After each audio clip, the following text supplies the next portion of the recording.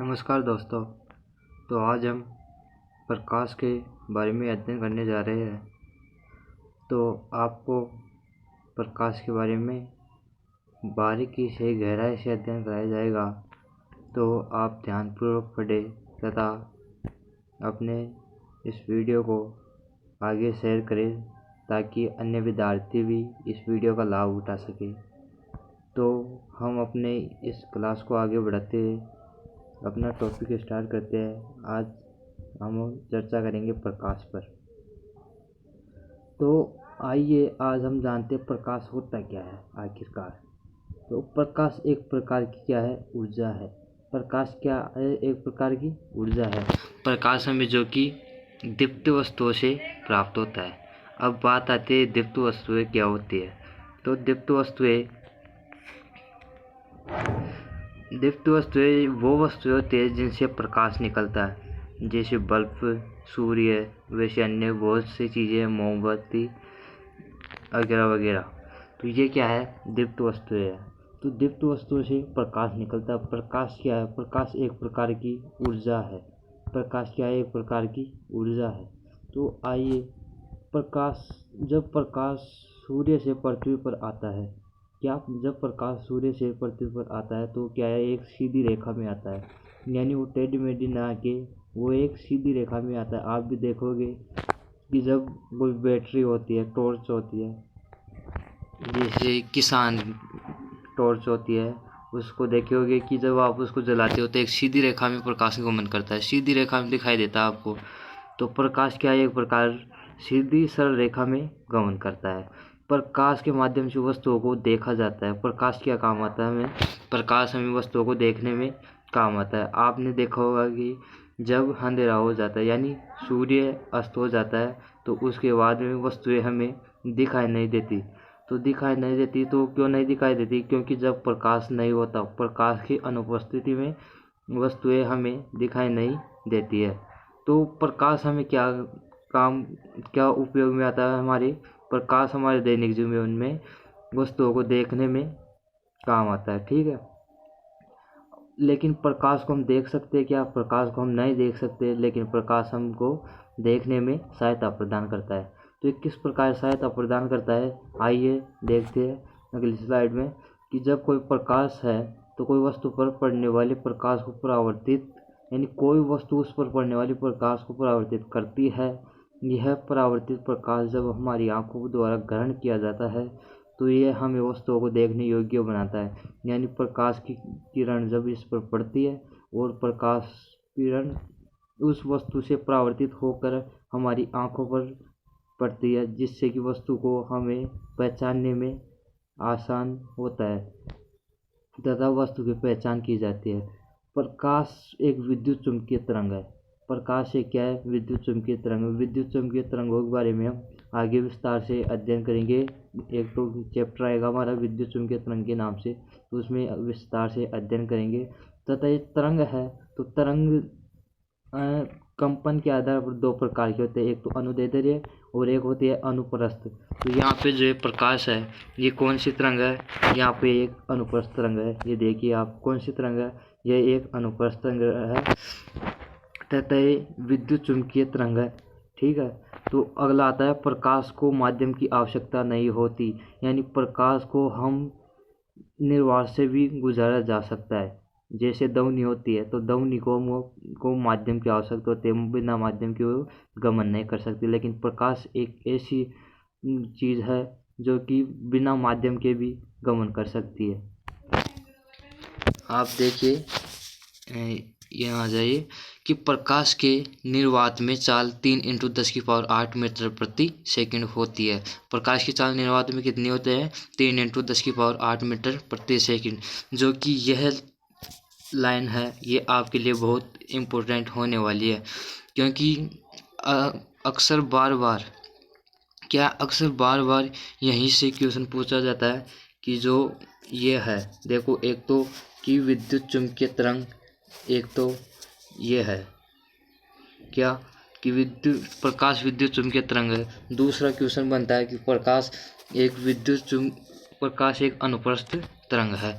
तीसरा क्वेश्चन बनता है कि प्रकाश को माध्यम की आवश्यकता नहीं होती, यानी निर्वात में भी गति कर सकता है। चौथा क्वेश्चन बनता है यहाँ से कि प्रकाश की निर्वात में चाल कितनी होती है। प्रकाश की निर्वात में चाल होती है 3 × 10⁸ मीटर प्रति सेकंड।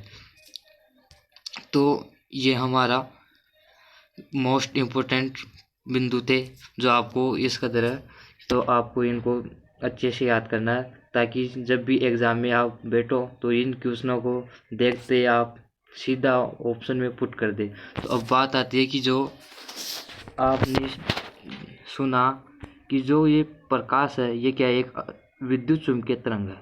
तो विद्युत चुम्बकीय तरंग कैसी होती है?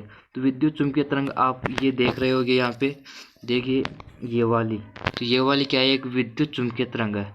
तथा आपने एक और बात सुनी, एक और बात नोट किया है कि जो प्रकाश है अनुप्रस्थ तरंग है। तो अनुप्रस्थ तरंग कैसी होती है?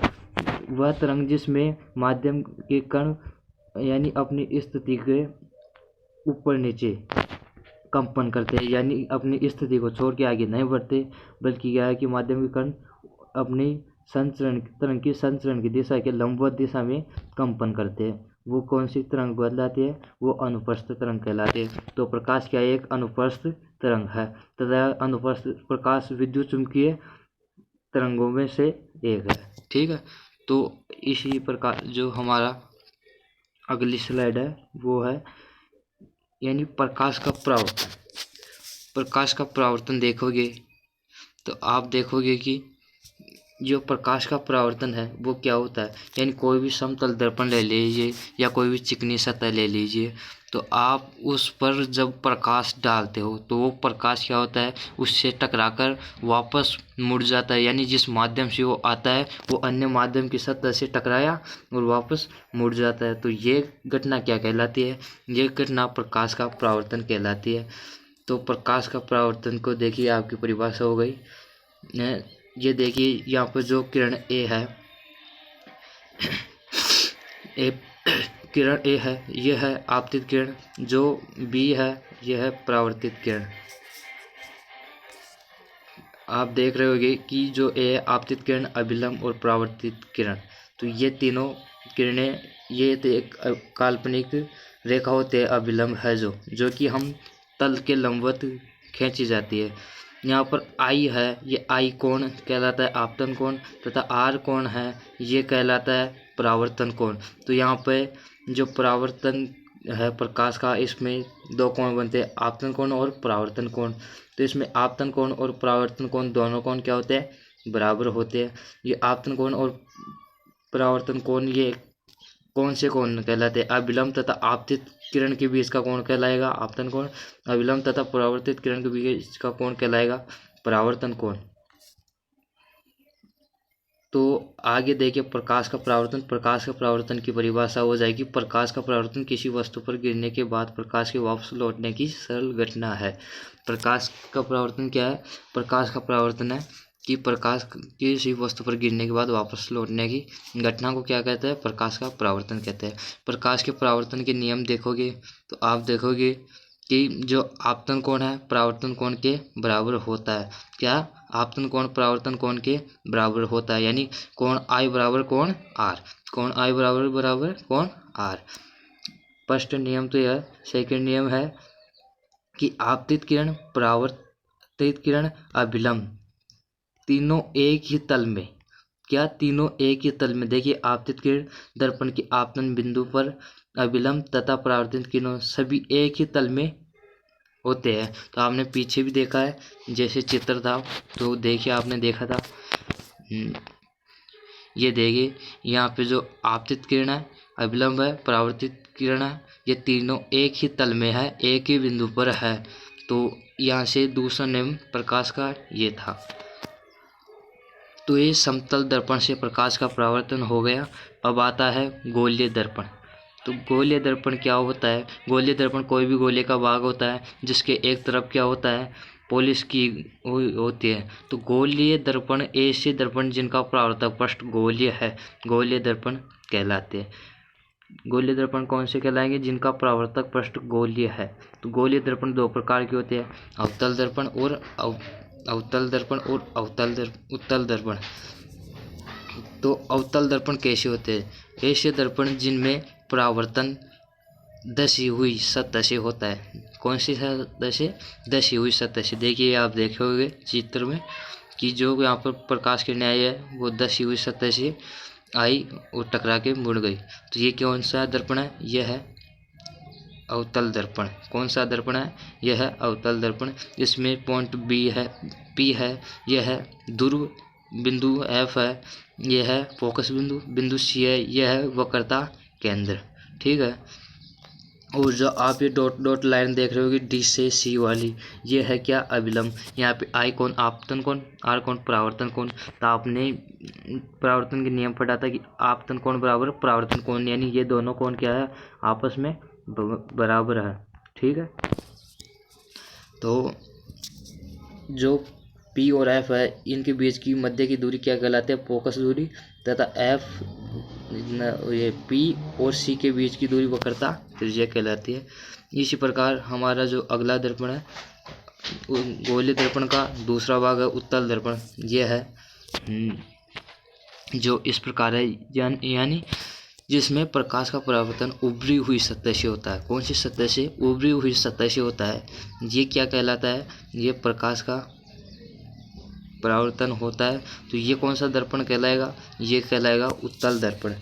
जो अवतल दर्पण है इसको अभिसारी दर्पण कहते हैं, क्योंकि ये किरणें देखिए आप बिंदु एफ पर ये किरणें एक साथ मिल रही है। लेकिन जब आप सेकंड वाले दर्पण में देखेंगे उत्तल दर्पण में, तो इसमें ये प्रकाश किरणें आई और क्या हो रही है? फैल रही है। तो ये फैलना क्या कहलाता है? ये कहलाता है अपसारी। तो अवतल दर्पण कहलाएगा अभिसारी और उत्तल दर्पण कहलाएगा अपसारी। तो दोनों में ये नाम इनके बहुत महत्वपूर्ण है। तो ये आपको ये भी एग्जाम में पूछ लिया जाता है। तथा एक और अन्य नाम है इनका जो कि यूपीएससी में भी पूछा गया था कि नतोदर। नतोदर दर्पण है वो कौन से दर्पण को बोला जाता है? तो नतोदर दर्पण अवतल दर्पण को, कौन से दर्पण को? अवतल दर्पण को नतोदर दर्पण। और उन्नतो दर्पण कौन से दर्पण को बोला जाता है? उत्तल दर्पण को। यह भी एक महत्वपूर्ण बिंदु है, नाम है जो आपको याद रखना जरूरी है, क्योंकि यह आपको कई कई बहुत सी एग्जामों में पूछ लिया जाता है। तो ये गोलीय दर्पण थे। अब गोलीय दर्पण द्वारा प्रतिबिंब बनना, तो हम पहले इनके नियम को पढ़ेंगे कि जो प्रकाश किरणें हैं वो कैसे आती है और कैसे निकल जाती है, कहाँ से किस बिंदु से आएगी तो कौन से बिंदु से निकलेगी गुजरेगी। तो पहले हम देखेंगे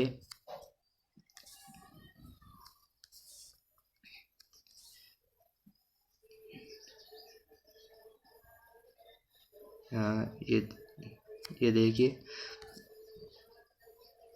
जो अक्ष के समांतर आएगी अगर कोई देखिए आप यहाँ पे पहले ए है, ए में देख रहे होगे ये कौन सा दर्पण है? ये हमारे पास अवतल दर्पण है। अवतल दर्पण में यदि कोई भी प्रकाश किरण अक्ष के समांतर आएगी, यानी जो पी बिंदु से रेखा गुजर रही है सीधी सी एफ और पी बिंदु से, तो ये कौन सी रेखा है? ये समांतर अक्ष है। ये कौन सी रेखा है? अक्ष रेखा है। तो अक्ष के समांतर कोई भी प्रकाश किरण आएगी तो वो परावर्तन के बाद कहाँ से गुजरेगी? फोकस बिंदु से गुजरेगी, जो आपके चित्र में देख रहे हो है।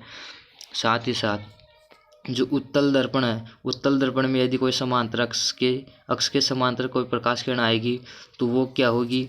वो परावर्तित होकर वो वैसे तो मिलेगी नहीं, फैल जाएगी, वो दूर हो जाएगी। लेकिन उसको हम यदि पीछे की तरफ देखते हैं तो हमें क्या होता है कि वो फोकस बिंदु से गुजरती हुई एहसास होते हैं, महसूस होती है। देख रहे होगे आप डॉट डॉट लाइन से जो एफ है, तो एफ से डॉट डॉट ये लाइन हमें ये दर्शा रही है कि यहाँ से गुजरनी चाहिए थी, लेकिन ये ऐसा नहीं हो रहा है। तो ये हमारे पास आभास हो रहा है कि जो समांतर अक्ष की किरण आएगी, अक्ष के समांतर आएगी किरण, वो एफ से गुजरती है। ठीक है।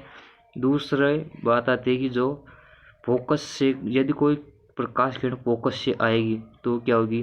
परावर्तन के बाद वह समांतर अक्ष के समांतर हो जाएगी। तो आप देख रहे होगे ए में जो अवतल दर्पण है, ये देखिए इसमें प्रकाश कोई भी प्रकाश किरण आई और एफ से निकली तथा दर्पण से टकराकर अक्ष के समांतर हो गई। तो उत्तल दर्पण में भी वैसा ही है। आप देखे होंगे कि जो ये है प्रकाश किरण, ये प्रकाश किरण आई और यहाँ टकराई और वो क्या हो गई, ये जो समांतर अक्ष है ये समांतर अक्ष के समांतर हो गई ये किरण। यह है अक्ष, यह है समांतर अक्ष के किरण हो गई ये वाली। तो ठीक है, इसी प्रकार तीसरा बिंदु है हमारा।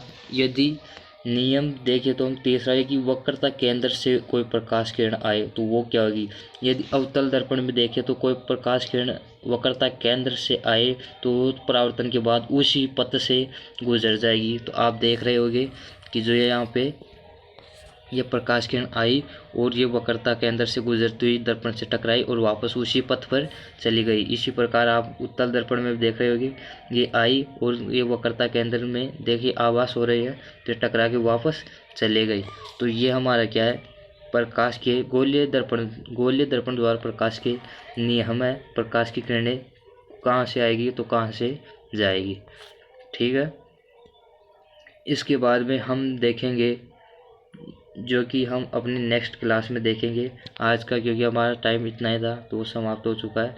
तो हम ऐसे लगभग 10 से 15 मिनट की क्लासों में हम अपने इतनी क्लास लिया करेंगे जिससे कि आप अपने कम समय में भी बहुत सी चीज़ें सीख सकते हो। तो नमस्कार दोस्तों, आपको धन्यवाद। अपनी क्लास अगर आपको पसंद आई है तो लाइक और सब्सक्राइब करें तथा शेयर करें ताकि अन्य विद्यार्थी भी इसको देखें तथा इस वीडियो का यानी इस क्लास का पूरा लाभ उठा पाए। ये क्लास है ये आपको NCERT बेस यानी जो क्लास 10 है उसके बेस पे तैयार की गई है। तो आप लोग इसे जो क्लास 9 के विद्यार्थी हैं वो भी इसको देख सकते हैं तथा अपने कॉन्सेप्ट को क्लियर कर सकते हैं, मजबूत कर सकते हैं। थैंक्स, धन्यवाद।